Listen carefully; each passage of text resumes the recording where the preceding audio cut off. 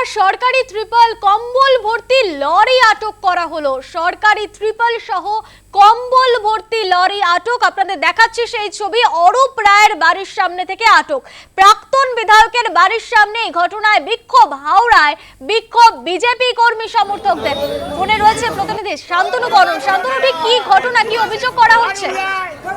দেখো, মূলত যে অভিযোগ, বর্তমানে মধ্য হাওড়ার যিনি বিধায়ক অরূপ রায় এবং প্রাক্তন মন্ত্রী রাজ্যের, তার বাড়ি জমিতে দিলে একটি ফ্ল্যাটের নিচে থেকে, গোডাউন থেকে প্রচুর পরিমাণে ত্রিপল এবং ত্রাণ সামগ্রী, কম্বল ইত্যাদি উদ্ধার হয় এবং সেগুলো ম্যাটাডোর করে অন্যত্র নিয়ে যাওয়া হচ্ছিল। এটা নজরে পড়ে স্থানীয়দের এবং সেই সঙ্গে স্থানীয় যারা ছিলেন তারা এবং বিজেপির যারা কার্যকর্তা মধ্য হাওড়া অঞ্চলে, শিবপুর অঞ্চলে, তারা কিন্তু ছুটে আসেন এবং বিক্ষোভ শুরু করেন।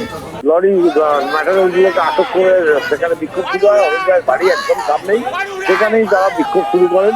যদিও পরবর্তীতে শিবপুর থানা এবং হাওড়া থানা, দুটো থানা এরিয়া মিলিয়ে দুটো এলাকা, গোডাউনটা হাওড়া থানা হলো, অরূপ রায়ের বাড়ি শিবপুর থানা এলাকায়, মাত্র কয়েকটা বাড়ির দূরত্ব তফাতে, এবং সেই কারণে দুটো থানা এবং কেন্দ্রীয় বাহিনী সমেত সেখানে পুলিশ আসে এবং পরিস্থিতি নিয়ন্ত্রণ করার চেষ্টা করে। তবে বিক্ষোভ তারা দেখাতে থাকেন যে এগুলো সরকারি ত্রাণ সামগ্রী, সেগুলো কেন বিধায়কের এইরকম এলাকা তার বাড়ির সামনে কোথাও গোডাউনে থাকবে।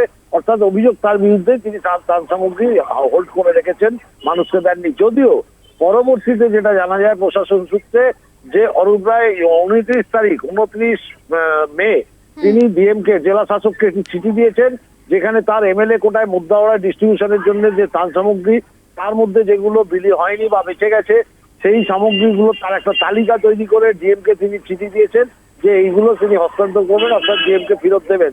সেই মতোই এই ম্যাটাডোর করে সেই সামগ্রীগুলো সেখানে ডিএম অফিসে পাঠানোর প্রক্রিয়া চলছিল এবং এটা তার পরবর্তীতে সাধারণ মানুষ এবং বিজেপির পক্ষ থেকে যেটা অভিযোগ তোলা হয় যে এটা পাচার করা হচ্ছে।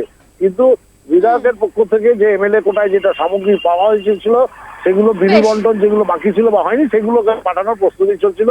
পরিস্থিতি এখন নিয়ন্ত্রণে, তবে অরূপ রায়ের বাড়ির সামনে পুলিশ পিকেট রয়েছে, এমনটাই দেখা যাচ্ছে। বেশ, ধন্যবাদ শান্তনু।